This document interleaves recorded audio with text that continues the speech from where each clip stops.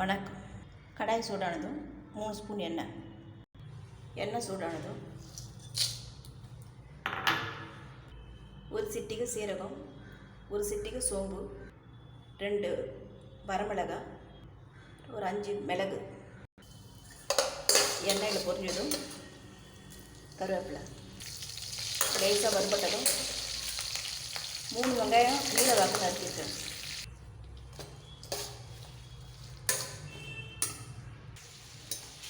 எண்ணெயில் நல்லா பொன்னிறமாக வதங்கணும்.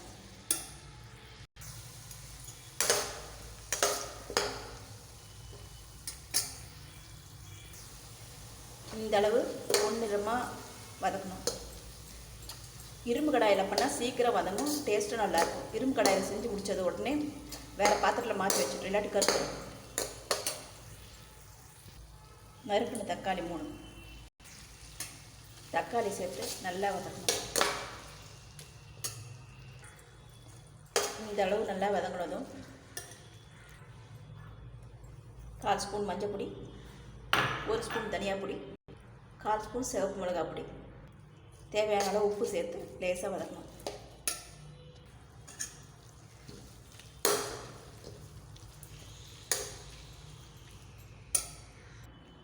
முளைக்கட்டை பயிறு 5 விசில் வேக வச்சு எடுத்துருக்கேன். இது நான் ரெடிமேடாக கடையில் வாங்கினேன். இதில் கொள்ளு, பச்சை பயிறு, வெள்ளை பட்டாணி, கருப்பு மூக்கடலை சேர்த்துருக்கு. வேக வச்ச பயிரை சேர்த்து கலந்துக்கணும்.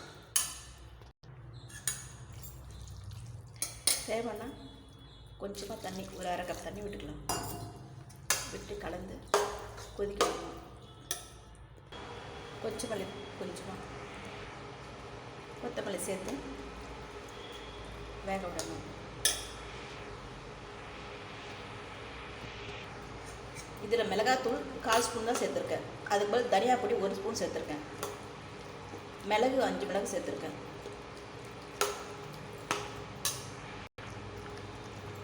பத்து மிளகு இருந்தால் பகைவர் வீட்டிலும் உணவு சாப்பிட்லான்னு சொல்லுவாங்க. மிளகு உடம்புக்கு ரொம்ப நல்லது.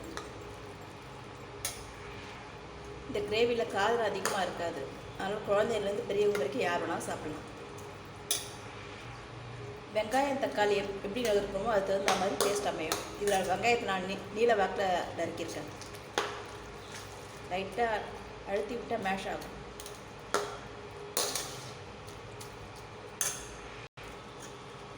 இரும்பு கடாயில் படும்போது இன்னும் நல்லா சுருண்டு வரும். தண்ணி ஊற்றி சுருண்டு வரும்போது இறக்கிடலாம். முளை கட்டிய பயிறு வெங்காய தக்காளி கிரேவி. இதை சாதத்தோடு சாப்பிட்லாம், சப்பாத்தியோடு சாப்பிட்லாம்.